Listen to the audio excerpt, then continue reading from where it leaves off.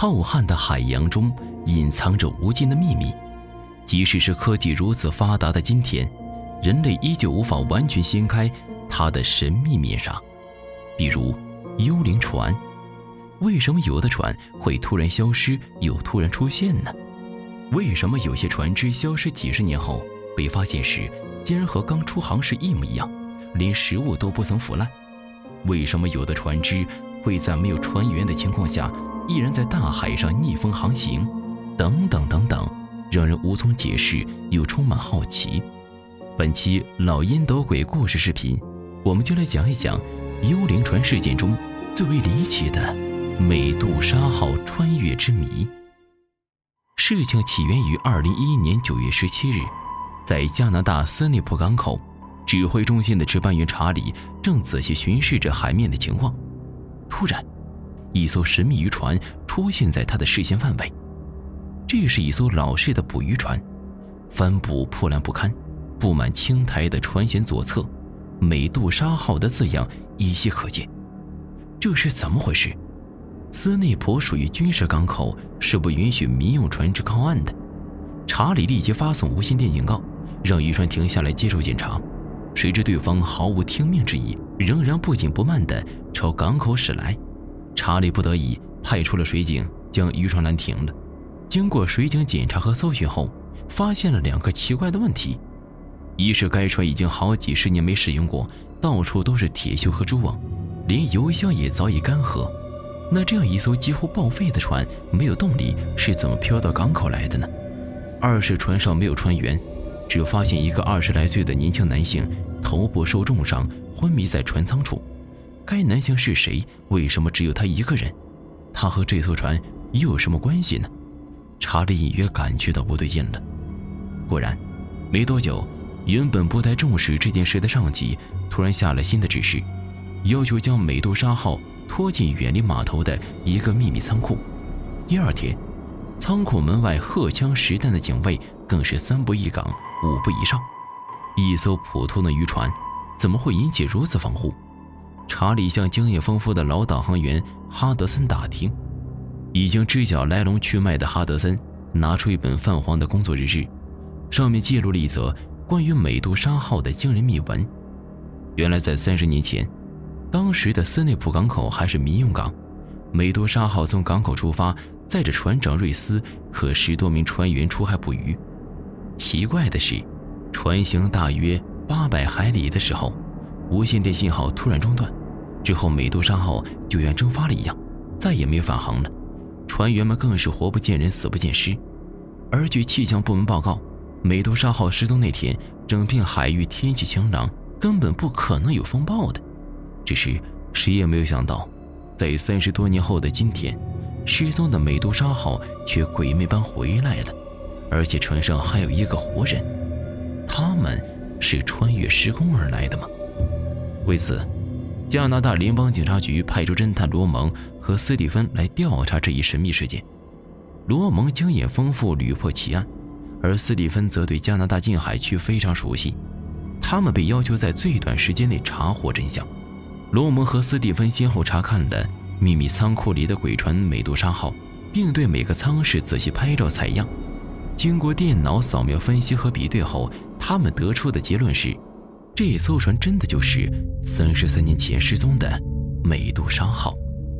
那他当年为什么会突然失踪，如今又是怎么出现的呢？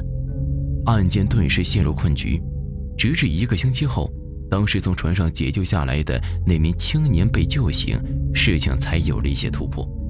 该青年自称托尼，他说他是美杜莎号的见习水手。美杜莎号出航不久就遇到了鳕鱼群，渔船在尽情捕捞同时，却不知不觉驶入了百慕大三角海区。而后经历了一系列灵异事件，比如原本晴朗的天空突然阴沉下来，船上的罗盘突然失灵，周围的灯光时明时灭，海底传来金属摩擦的噪音等等。之后他感到头痛欲裂，又昏迷了过去。等他再醒来时，就已经在这里的医院了。虽然托尼说的一本正经，但言语终归太过离奇，让人难以相信。为了证明托尼的身份和话语的真实性，罗蒙和手下费尽心力找来了托尼的亲戚和邻居，他们一见托尼都不由自主地尖叫起来，异口同声地说：“他就是托尼，不论身材、相貌、声音，甚至发型，都和30多年前一模一样。”再联想到百慕大三角的种种神秘传说，众人虽然觉得难以置信，但仍旧忍不住怀疑：难道说美杜莎号真的穿越了时空？否则该如何解释该神秘事件呢？这件事直至半个月后才迎来了大反转。半个月后的某日，斯蒂芬立场检查美杜莎号的仓库，没想到脚下一滑，在摔倒地方发现一小块绿色的海藻，而后经过化验得知，这是一种只生长在南美赤道岛屿附近的兔儿藻。这也就说明美杜莎号曾经过南美岛屿待过一段时间。有了这一层线索后，斯蒂芬立即派人前往打探。2周后，派去南美的人回来了，他们带回一张 VCD 和一张照片，照片上的人一眼就能认出是托尼。不同的是，照片上的托尼穿戴非常时尚，和现在留着30多年前发型的形象截然不同。原来这个托尼竟然是假冒的，他真名叫卡莱恩，原是个失败的舞者，1年前却突然失踪了，没有人知道他去哪里。当罗蒙把卡莱恩录制的表演碟和相片扔在他面前时，卡莱恩知道真相已经败露，脸色惨白地交代了一切。原来他竟是托尼的儿子。在卡莱恩的供认下，罗蒙一行赶往南美北部一个偏僻的小岛，找到了真正的托尼，卡莱恩的父亲。真正的托尼知道瞒不住了，于是说出了埋藏在心底30多年的秘密。美杜莎号失踪那次是托尼第一次出海。作为一名见习水手，托尼在船上饱受欺负，他干尽所有脏活累活的同时，还要受到老水手们的各种侮辱和殴打。当渔船行进百慕大海区时，遇到了最大的鳕鱼群，水手们拉网都来不及。这时累得浑身酸痛，托尼一不留神竟弄断了一条拽网的缆绳，渔网和鱼通通沉入了海底。船长瑞斯大怒，把他毒打了一顿，然后关进船舱了。夜里，饥渴难耐的托尼逃出船舱，准备找些吃的，不过却遇到了正在放哨的平时最爱虐待他那个老水手。争执中，托尼失手杀死了他。极度的恐惧和求生的本能使托尼丧失理智，他趁大火睡熟，疯狂地杀死了所有人。冷静下来后，托尼害怕了，他独自开船在茫茫大海上漫无目的地航行着。游泳完后，渔船漂浮到了一座无名小岛。本以为必死无疑的托尼上岛后隐居起来。后来，托尼和当地的一个女子结了婚，卡莱恩就是他的儿子。30多年过去了，本来托尼打算就这样终老，可没想到长大的卡莱恩一心想跳舞出名，却没人欣赏他的舞步。一次偶然的机会，卡莱恩无意中发现了父亲的秘密，他脑子灵光一闪，竟然想出了一个大胆的主意，假冒父亲，然后乘坐美杜莎号，假装从33年前归来。这样一来，自己就成了穿梭时空的神奇人物，倒是想不出名都难了。托尼对儿子的荒唐想法十分反对，却架不住卡莱恩的逼迫，终于向卡莱恩详细描述了他的一切隐私和家乡亲人的所有情况。